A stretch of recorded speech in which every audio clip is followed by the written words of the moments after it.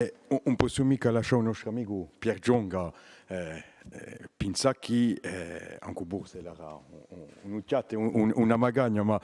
che non siamo mica sensibili a ciò che si passa in giro a lingua corsa, dunque buria quantunque di due parole a suo livello qui. È assai importante che noi ci appuntiamo a buttare di petta lingua corsa, una d'amica rivoluzionare tutto il nostro rapporto alla lingua corsa, di sicuro non è mica guai, ma quantunque di precisare che qui c'è una forma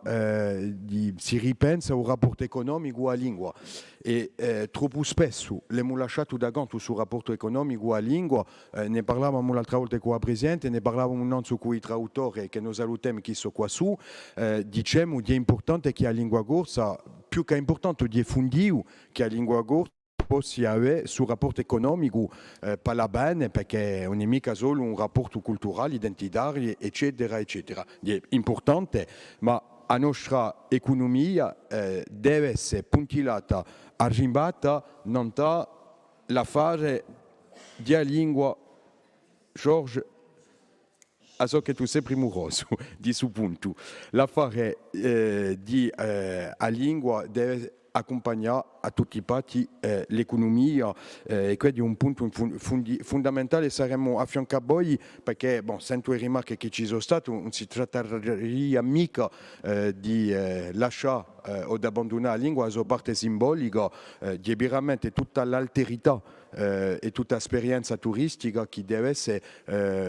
puntillata con la lingua. Più un esempio, il proto, non mi piace mica la parola proto, ma l'impiegare il proto culturale che si è esportato più a un mondo, uno di più a un mondo a livello di agorsica, di quello di Uganto e di musica, e che dia caratteristica di Uganto corso è firmato in lingua corsa. Dunque si vedrebbe che a parte della lingua si può fare esperienza di l'alterità in mondo tremendo. Compio non te parole di Gianteramo Rocchi. 1981, Gianteramo Rocchi scrive e ripiato da Villetta, Mattia ne avevamo un'altra, di zeppa, di gesti, di parole, di grotte,